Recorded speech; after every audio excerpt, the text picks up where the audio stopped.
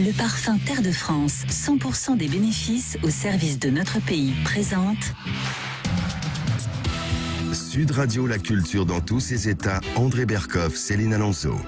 Et on va parler d'art. Et l'art, effectivement, ce n'est pas quelque chose pour les gens conformes, pour les gens dans le moule, pour les gens balisés.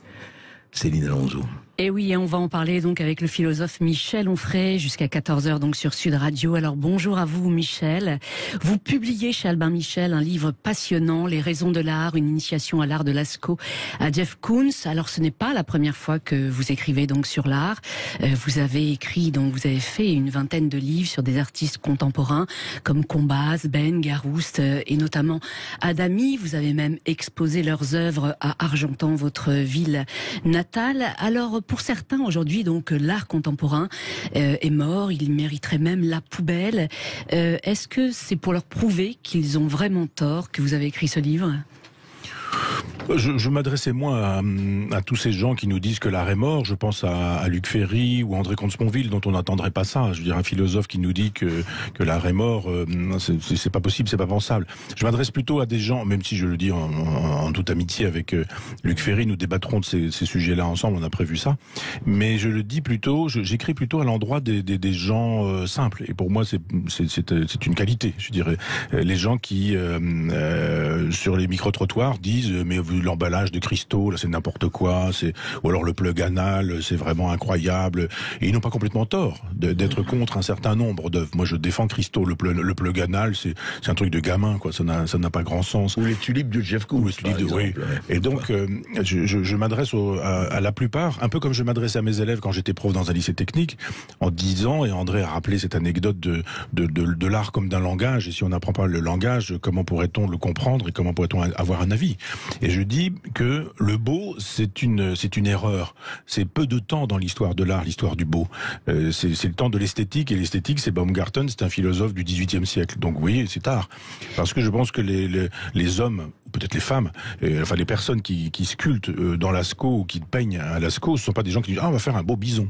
Mais quelles étaient la raison de leur art alors le propre de ce livre, c'est de dire il y a des raisons qui sont toutes différentes en fonction des époques.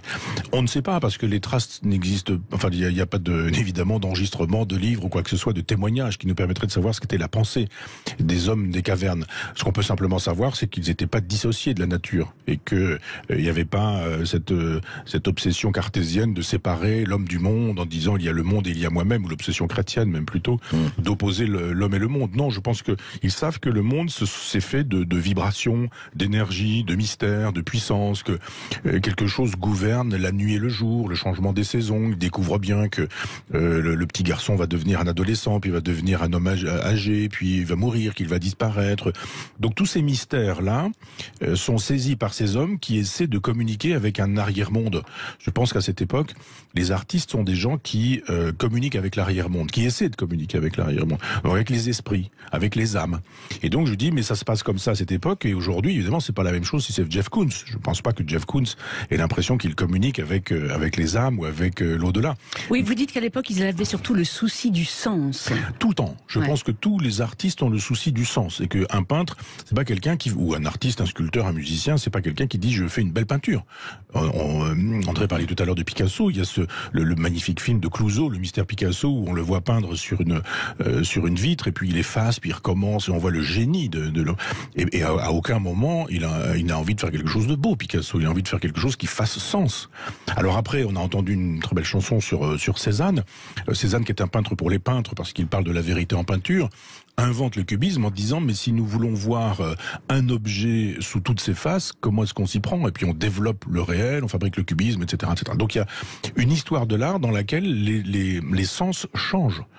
Ce que veulent les Grecs, c'est pas ce que veulent les Romains. Ce que voulaient les hommes préhistoriques, c'est pas ce que veulent les hommes de la Renaissance. Alors justement, à propos des sculpteurs grecs, vous émettez l'hypothèse que quand ils travaillent leur bloc de marbre, ils n'engagent pas un corps à corps, effectivement, donc avec la peau, mais avec le temps. Oui. C'est-à-dire, expliquez-nous.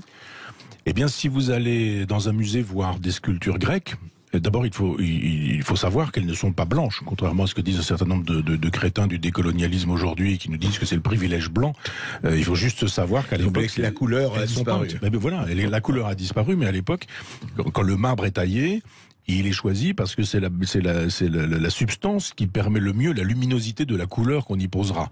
Donc la chair est rose, les cheveux sont châtains ou sont blonds, les yeux sont bleus ou verts ou je ne sais quoi. Et donc on a un corps incroyable, un corps qu'on a 2 ou 3 ans dans sa vie chacun, et encore pas tout le monde.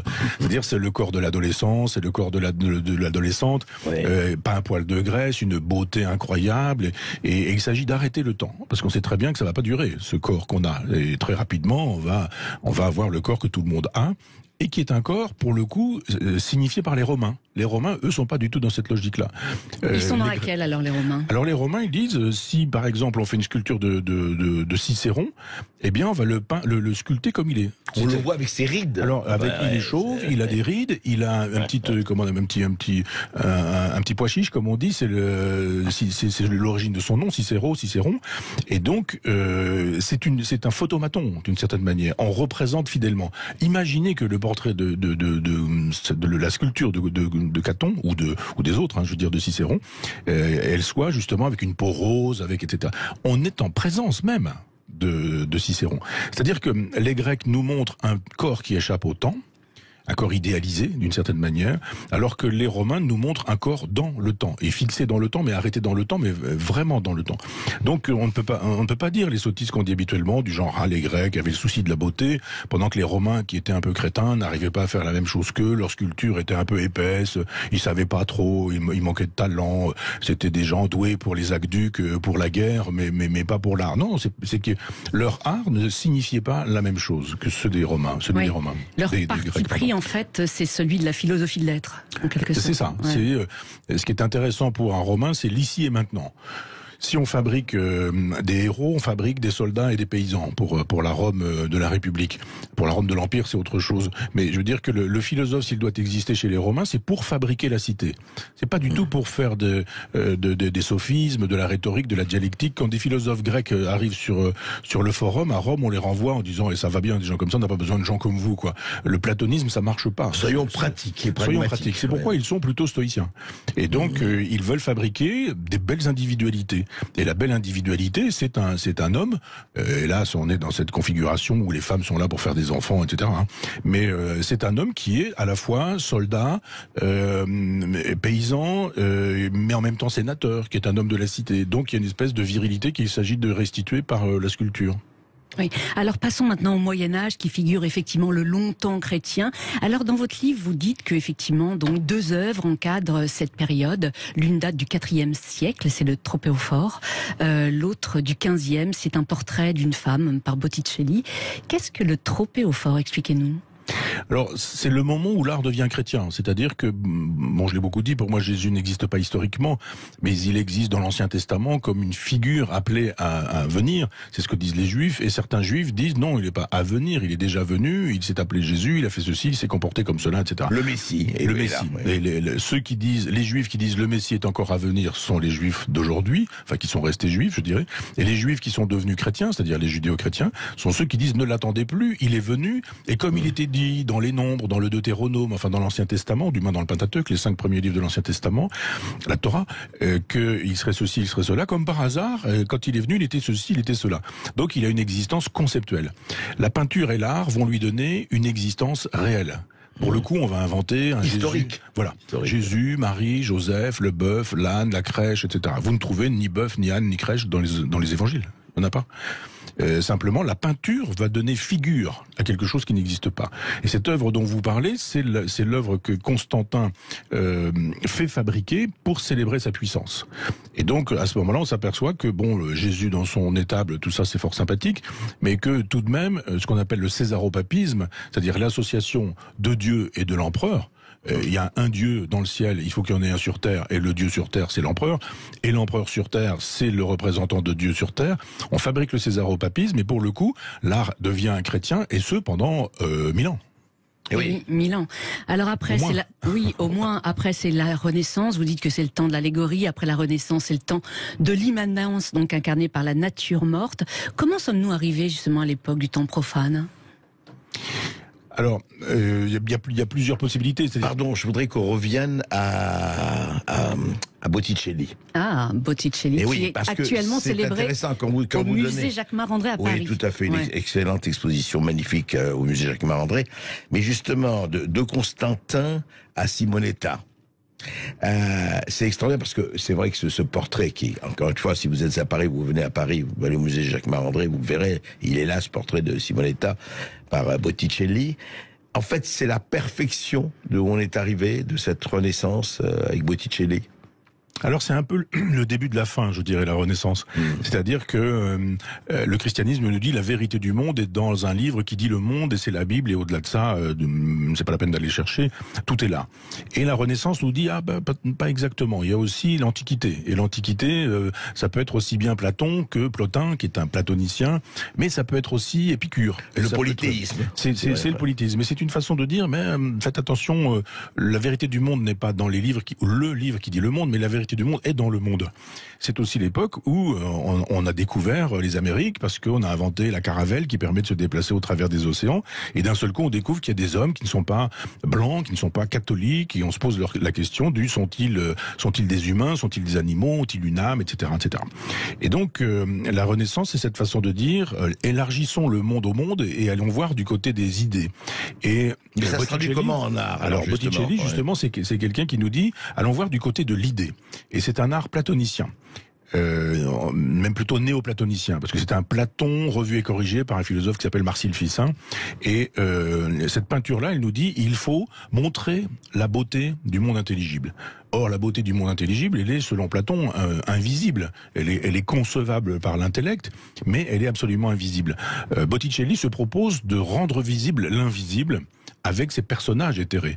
C'est le principe de cette peinture. Quand on voit le printemps, quand on voit par exemple la façon de la naissance de Vénus, la restitution du corps féminin, on voit bien comment ce corps est presque fait de pas de fumée, parce que ça supposerait le sfumato, c'est pas ça, c'est l'imprécision, mais une espèce d'opalescence, de transparence, et c'est ce qui fait un peu le génie de Botticelli. Et là, pour le coup, on rentre dans une autre façon de figurer le réel, où le talent est nécessaire. Alors évidemment, il faut toujours du talent pour restituer le réel tel qu'il est. Ouais. Mais pour inventer un monde dans le monde qu'on représente. Vous pouvez peindre une femme, mais ce qui est intéressant, c'est pas la femme que vous représentez, c'est la façon que vous aurez de la représenter.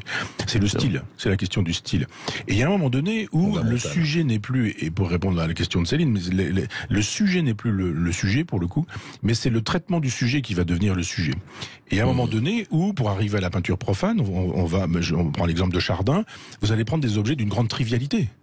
C'est-à-dire une bassine, un verre, un couteau, un torchon, des pommes, et vous allez dire, mais regardez la formidable puissance du réel. On est loin de Jésus, de Marie, de Joseph, on est loin de Dieu, on est loin des anges, on est loin des auréoles peintes avec de l'or, parce que c'est une matière coûteuse, ou le manteau de la Vierge avec l'outre-mer, parce que le bleu outre-mer, il faut aller le chercher, comme son nom l'indique, au-delà de la mer, et que ça coûte cher, etc. Pas du tout. Là, d'un seul coup, quelqu'un comme Chardin dit, regardez le réel tel qu'il est, je vous apprends à voir le réel tel qu'il est. Et il peint la lumière, etc., etc. Et le profane devient plus profane encore avec l'invention de la photographie. C'est-à-dire, à un moment donné, il y a un type qui arrive et qui dit, mettez-vous devant mon objectif, là, posez, parce que les temps de pause sont assez longs, et on fait une photo, et d'un seul coup, c'est totalement vous. Comment pouvez-vous continuer à peindre alors que finalement la photographie fait ça très bien? Pourquoi Ingres continue-t-il à peindre comme il peint alors que Nadar, par exemple, ou Karja font des photos et que finalement on pourrait demander aux photographes de faire ce travail? Alors, les impressionnistes arrivent... Et là, ça a été quand même un tremblement de terre, faut le dire, Michel Onfray. C'était une révolution. La photographie, oui, un tremblement de terre dans l'art, parce que avant tout l'art qu'on connaît jusqu'à la photo, c'est on fait les portraits des princes, des ceci, voilà. Etc. Quoi. Ça. Donc on fait le portrait officiel, quoi, du prince, etc. Et les impressionnistes disent non, ce qui est intéressant, alors la photographie au sens étymologique, c'est l'écriture avec la lumière. On écrit avec la lumière. Eh bien, les impressionnistes disent nous aussi, on va écrire avec la lumière. Et donc, quand Monet, par exemple, peint la façade de Rouen, je ne sais la cathédrale, oui, et les meules, par exemple. Les 25 meules de foin. Voilà, on se dit mais pourquoi est-ce qu'il en fait autant, quoi? C'est quoi l'intérêt? Il pourrait le faire une fois puis l'affaire est réglée. Non, parce que ce qui l'intéresse, ça n'est pas la meule de foin, mais c'est l'effet de la lumière sur la meule de foin. Les effets de la lumière, absolument. Exactement. Et quand vous regardez ces meules, moi je suis un gamin de la campagne, donc j'en ai vu des meules de foin quand j'étais gamins. Bon, maintenant, ça n'existe plus. Mais on n'y voyait jamais de vert, on n'y voyait jamais de rose, on n'y voyait jamais de mauve, on n'y voyait jamais de parme, on n'y voyait jamais d'orange. C'est le peintre qui met là. Mais il y a tout ça sur la palette de Monet quand il peint ça. Et puis s'il peint la même meule, mais le matin, mais le soir, au lever de soleil, au coucher de soleil, au moment du zénith, etc. Il dit, ben voilà, regardez-moi, le sujet, c'est pas du tout l'objet, mais le sujet, c'est la lumière. Et puis, quand on continue comme ça, il y a un moment donné où on se dit, bah, après tout, pourquoi même avoir besoin d'un sujet? On peut très bien peindre les effets de la lumière sans avoir besoin d'un prétexte. Voilà, d'un prétexte, il serait la meule, la façade de la cathédrale, etc. Et là, l'abstraction arrive, je veux dire. Et après, évidemment, c'est une espèce de surenchère. Jusqu'à un Duchamp qui, lui, nous dit même à un moment donné, mais à quoi bon même le geste? Puisque l'intention suffira. Je prends cette pissotière, je dis qu'elle est une œuvre d'art, je ne fais rien d'autre que la Je l'accroche, voilà. Parce que je la pose. On va continuer d'en parler dans un instant sur Sud Radio. Michel Onfray, les raisons de l'art.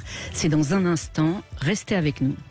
Les terrifiants pépins de la réalité, le très beau poème de Jacques Prévert dit par Yves Montand, le peintre, la pomme et Picasso. Et effectivement, on continue avec Michel Onfray, les raisons de l'art, un livre vraiment, que je vous recommande, un livre à lire pour quiconque s'intéresse à ce que c'est que la représentation, à ce que veut dire quelque chose que l'on regarde et dont on se nourrit. Et oui, ce livre qui est donc publié chez Michel Onfray, chez Albin Michel. Il est autorité. Voilà, exactement. Alors Michel Onfray, effectivement, dans votre livre, eh bien, vous parlez bien entendu de Picasso, qui est donc, selon vous, on peut le dire, le peintre le plus puissant, du 20e siècle. Pas seulement selon lui, selon beaucoup de gens, effectivement. Vous révélez à son sujet une anecdote donc incroyable, notamment à propos de sa peinture, Les Demoiselles d'Avignon. En fait, elles ne sont absolument pas d'Avignon, ces demoiselles. Si, mais c'est d'un bordel. Ce sont des prostituées, en fait. C'est pas des jolies jeunes filles. Simplement, le galeriste a fait savoir à l'époque que c'était peut-être pas la peine de titrer de cette manière-là. Et quand il dire les putes d'Avignon. Voilà, oui. Il valait mieux. Mais elles étaient de Barcelone. Elles étaient en fait de Barcelone. Oui, de Barcelone. C'est ça. Oui. Mais ce qui est intéressant dans cette anecdote, c'est que on s'aperçoit que le cartel, c'est-à-dire le petit carton sur lequel on met le titre, fait l'œuvre aussi. C'est pas la même œuvre que de dire qu'il s'agit de Demoiselles d'Avignon, de dire que ce sont des prostituées de barcelonaises, quoi. Et, ceci dit, ça change rien plastiquement. Non. Mais à l'époque, surtout aujourd'hui, mais à l'époque, ça pouvait gêner, évidemment. Et oui, effectivement, elle avait été refusée par le marchand à l'époque, effectivement, de Picasso. C'est ce que vous racontez. Alors Picasso, effectivement, disait: je ne peins pas ce que je vois, mais ce que je pense, Michel Onfray. Oui. Et c'est la peinture est causa mentale, et disait Léonard de Vinci, c'est-à-dire c'est une chose mentale. Et il a complètement raison. Il y a cette vieille histoire de Parrhasios et de Zeuxis qui dans l'Antiquité passent pour deux très grands peintres, et on se dit on va faire un concours pour les départager. Et on leur dit vous allez peindre une scène et vous allez mettre un petit rideau devant, puis à un moment donné vous allez ouvrir le rideau et les jurés vont regarder et vont pouvoir juger quel est le meilleur, quoi. Et à un moment donné, Zeuxis tire le rideau et on voit une nature morte avec des grains de raisin, etc. Et arrive un oiseau qui prend ces grains de raisin pour des vrais raisins et qui vient se fracasser la tête sur les raisins de Zeuxis. Et là, les gens disent, oui, formidable, il est capable d'abuser des oiseaux, quoi. Et on dit, Parrhasios, vous faites voir. Il dit, voilà, quoi. Il dit, non, mais faites voir, tirez le rideau, qu'on voit un peu ce que vous avez peint. Et il dit, le rideau, c'est une peinture. Et là, les hommes disent, alors Zeuxis est capable de tromper des animaux, c'est bien, des oiseaux, mais lui, il est capable de tromper des hommes qui ne voient pas qu'il s'agissait d'une peinture de rideau et pas d'un rideau réel. Ouais. Donc c'est la question de la figuration, de la semblance qui est ressemblance, et pendant très longtemps, le grand artiste, c'est celui qui ressemble le mieux, qui peint la semblance sur le mode de la ressemblance. Et encore aujourd'hui, des gens qui vous disent, c'est du Picasso. Moi, je me souviens, quand j'étais petit garçon, on disait, c'est les Beatles, ou c'est du Picasso. On avait les cheveux un peu longs, on était coiffés à la Beatles et on dessinait n'importe quoi et c'était du Picasso. Il est bien évident que quand Picasso nous dit qu'il fait une chose mentale, c'est-à-dire qu'il ne peint pas ce qu'il voit d'une certaine manière, mais ce qu'il conçoit. Et que ce qu'il conçoit, c'est sa manière à lui de voir. Et que ces Demoiselles d'Avignon, théoriquement, on n'en voit jamais aucune qui ressemble à ça. On n'est jamais anguleux à ce point-là, on n'est jamais, mais pas plus, je dirais, que les femmes maniéristes, quand elles sont peintes par le Gréco. Son génie, pas seulement lui, c'est qu'il a dit, attendez, il n'y a pas le visage, on va voir le visage sous toutes ses manières. C'est-à-dire, je mets dans le même plan sur un plan, horizontal, vertical, et à 2 dimensions, mais je vais vous montrer les 10 dimensions dans les 2 dimensions. Alors ça, pour le coup, c'est l'intérêt de Cézanne, qui justement pose la question de ce qu'il appelle la vérité en peinture. Et de fait, la photographie, évidemment, si on vous photographie de face, on vous aura pas de dos. Et si on vous photographie en face, on n'aura pas une contre-plongée, on n'aura pas ceci, on n'aura pas cela. Les cubistes disent, la question de la vérité, c'est la question des perspectives.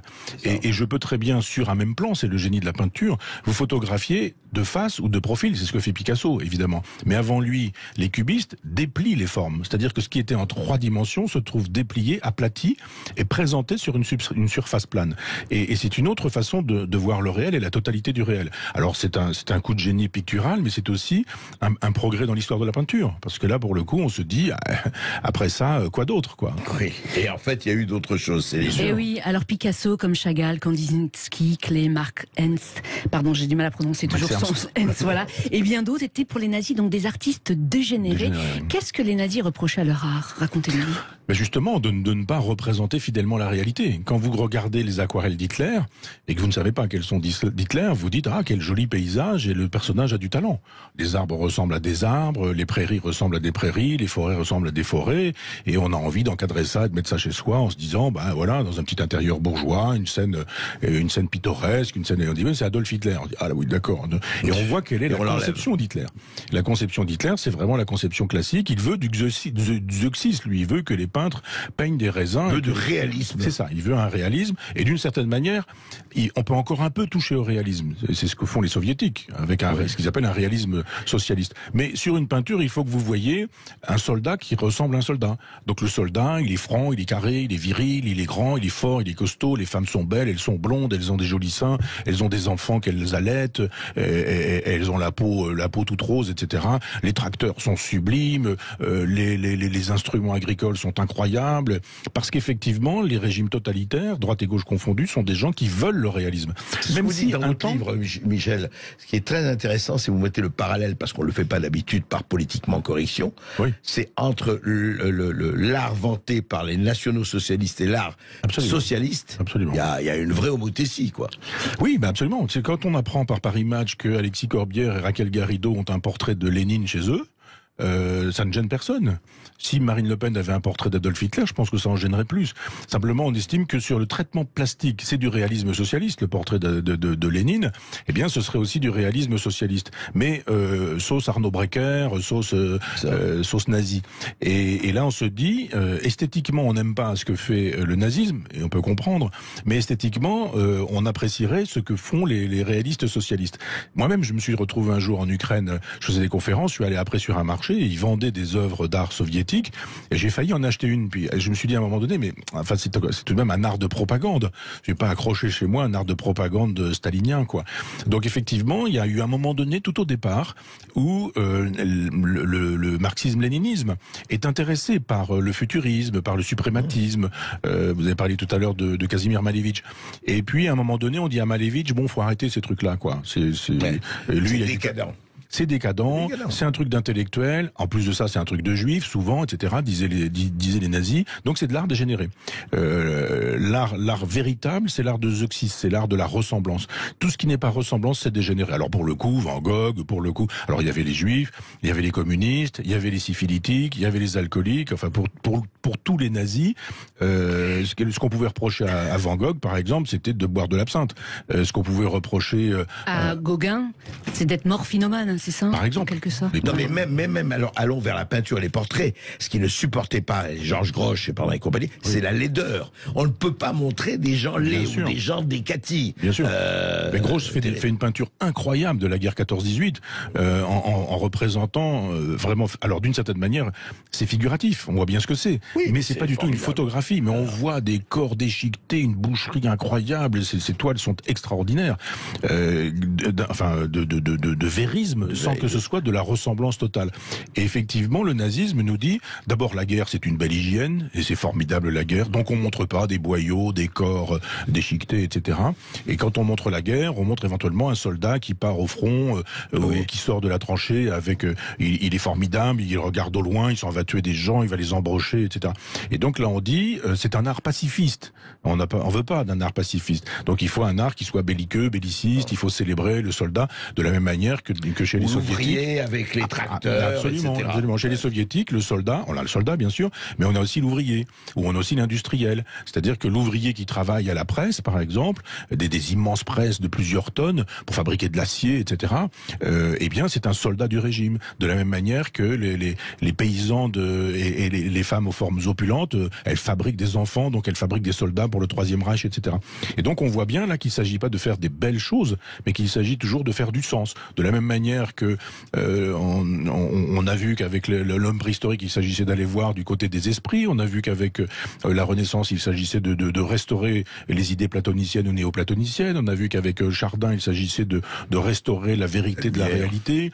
Qu'avec les impressionnistes, il s'agissait de restaurer le primat de la lumière, et qu'ensuite, quand on supprime le sujet et qu'on laisse complètement la lumière, on a l'abstraction, le fameux Malevich dont nous parlions tout à l'heure.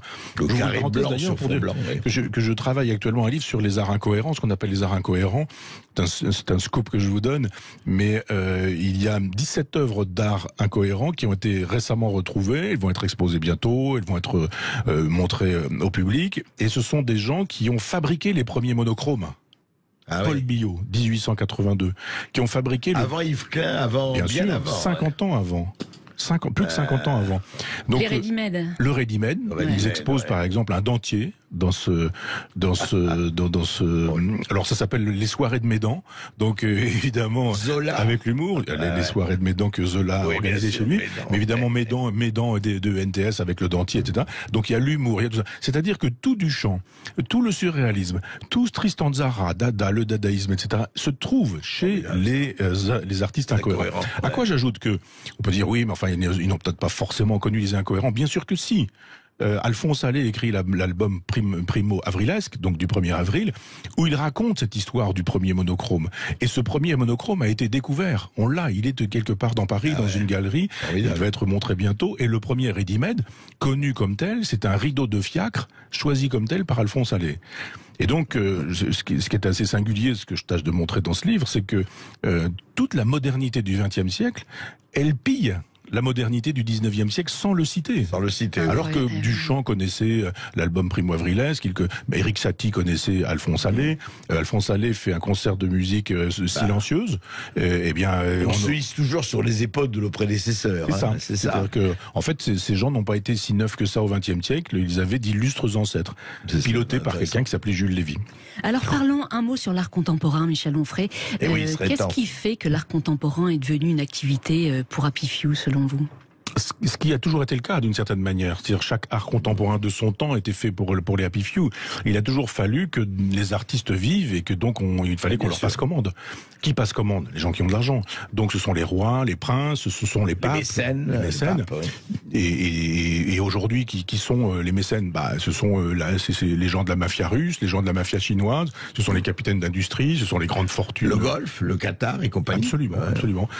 Qui passent commande à des artistes contemporains. Alors bon, ces gens qui se présentent souvent comme des subversifs, ils sont quand même les amis des puissants parce que ils vendent très cher un certain nombre d'œuvres d'art qui ne peuvent être achetées que par les gens extrêmement puissants, dont le goût n'est pas si sûr que ça. Je ne donnerai pas de nom propre. Non, mais alors justement, moi je voudrais juste arriver à cette rupture qui est le marché. Parce qu'il y a toujours eu, comme vous savez, depuis des siècles, effectivement l'artiste devait vivre, Léonard de Vinci, François Ier, etc.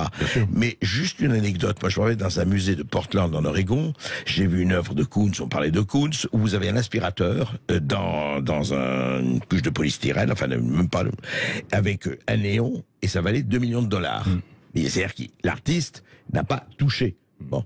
Et le marché, alors l'extraordinaire puissance du marché, on le voit partout, dans le laisser-faire aller de l'ultralibéralisme, mais ça marche en art, en tout cas depuis mais bien sûr, il n'y a même que ça. Mais moi j'ai un ami qui s'appelle Jacques Pasquier que peu de gens connaissent, mais que j'aime beaucoup et auquel j'ai consacré un livre il y a très longtemps, 1991, et qui a je ne sais combien de toiles chez lui à Caen. C'est un ami qui vit à Caen, et un jour il a cassé un peu les prix parce qu'il avait besoin de financer un catalogue, et il avait fait venir une vingtaine d'amis chez lui en disant voilà, j'ai un certain nombre d'œuvres, je casse un peu les prix parce que bon là. Et je venais de faire ce livre sur cet ami, et j'ai tiré quelques œuvres qui m'intéressaient. Et il y a des gens qui se disent, ah, si Michel Onfray est intéressé par ces œuvres-là, ça m'intéresse aussi. Et donc, c'est ce que Girard appelle le désir mimétique. Et à un moment donné, il y a des gens qui disent, ah, mais oui, justement, elle m'intéressait celle-là. Bon, puis un peu plus tard, une autre m'intéresse, et ça aussi intéressait.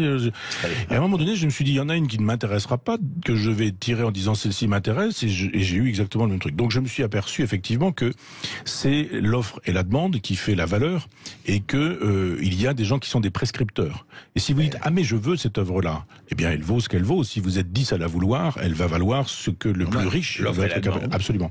Si vous n'avez personne ne paiera. Si vous dites, cette œuvre-là, c'est moi qui l'ai faite, et je suis juste, je sais pas quoi, un anonyme, les gens vont dire, bah oui, mais ça m'intéresse pas. Si vous dites, ah non, Poisson d'avril, c'est Jeff Koons. Alors là, vous dites, ah, Jeff Koons, alors moi, je suis capable de mettre tant, puis à ce moment-là, vous vous retrouvez avec des sommes effarantes. C'est la question du marché, effectivement, qui fait la loi. Et oui. Alors revenons justement au bouquet de tulipes de Jeff Koons. Vous dites dans votre livre à ce sujet que ceux qui soutiennent cette œuvre prennent les gens pour des imbéciles. Expliquez-nous pourquoi. Oui, parce que d'abord on nous a dit que ça avait été offert. Ça n'a pas été offert du tout. C'est-à-dire que ça a été quand vous offrez une œuvre comme celle-ci, il faut l'installer, il faut l'entretenir, et ça coûte cher aux contribuables parisiens. D'une part. On nous a dit ensuite que c'était une œuvre commémorative des attentats. Ah, bon, c'est politiquement correct, c'est formidable, personne ne va être contre. Oui. Pas dire. On voit pas le rapport. Hein. Bah, d'abord, on peut dire, ah bah oui, je vais pas être contre cette œuvre. Si je suis contre cette œuvre, je suis contre l'hommage. Et si je suis contre l'hommage, je suis un salaud. Donc c'est une espèce de piège qui vous est tendu. Puis après, vous dites, mais est-ce qu'on peut pas regarder très exactement ce qu'il y a à voir? Non pas ce qu'on nous raconte, mais ce qu'il y a à voir. C'est quoi? C'est un bras qui tient un bouquet de tulipes par la queue. Et chacun sait bien qu'une tulipe, quelle que soit sa couleur, la queue est toujours verte. Il y a des tulipes roses, il y a des tulipes vertes, il y a des jaunes, il y a des tulipes de toutes les... Mais la queue est toujours verte. Et là, comme par hasard, regardez, à chaque fois que vous avez une tulipe rouge, la queue est rouge. Une tulipe verte, la queue est verte. Une tulipe jaune, la queue est jaune. Et comme par hasard, la totalité des queues de ces tulipes, et queue est à prendre à tous les sens du terme, eh bien, elles sont colorées. Et comme par hasard, ce sont les couleurs de l'arc-en-ciel LGBTQ. D'une part. D'autre part, vous avez ce point qui tient quand vous tenez des roses, vous n'êtes pas des fleurs, vous n'êtes pas tenu de tenir comme on fait un fist fucking, pour parler très précisément le français, et les pratiques sexuelles d'intromission d'un point puis d'un bras dans l'anus de quelqu'un. Donc vous avez tous les signes du LGBT, vous regardez la tulipe, vous vous dites mais c'est une tulipe si l'on veut, mais on peut très bien regarder d'un point de vue de la botanique, je dirais, ça ressemble pas vraiment à des tulipes. Simplement, d'un point de vue de la proctologie, ça ressemble à des trous de balles, hein, franchement. Et si vous vous dites que finalement, ce ne sont pas tant des bouquets de tulipes qu'on offre à des victimes des attentats, mais le bras d'un fist fucking qui tient l'espèce de drapeau des LGBT, et ce drapeau présentant un bouquet d'anus, vous dites ça veut pas dire très exactement la même chose que ce qu'on nous raconte. Alors on a le droit d'aimer ça. Moi j'ai rien à dire contre cette œuvre si elle signifie ça et qu'on l'apprécie pour cette raison-là, de la même manière que notre époque célèbre un plug anal, le vagin de la reine, et les gens finissent par croire que l'art contemporain ça n'est que de la scatologie, et je leur dis non, c'est juste un art qu'on peut ne pas aimer. Enfin, pas pour des raisons idéologiques. C'est un art créé par le marché, on va en parler. L'art contemporain, effectivement, c'est une langue à laquelle il faut être initié. Michel Onfray, on en parle dans un instant sur Sud Radio. Et autre manche, il y a Michel Onfray. Oui, Michel Onfray, alors vous allez créer à Chambois, dans l'Orne, une université populaire des Beaux-Arts, et pour ce faire, vous avez besoin de soutien. Oui, vous êtes gentil de me permettre de le dire. Oui, parce qu'effectivement, si l'art contemporain est un langage, il faut l'apprendre, et où peut-on l'apprendre aujourd'hui? Il n'y a rien sur les médias, il n'y a rien qui soit digne de ce nom sur le service public. On peut évidemment aller aux Beaux-Arts, mais pour le coup, il faut s'inscrire, et puis il faut devenir soi-même un artiste, ou être là en auditeur libre, je dirais.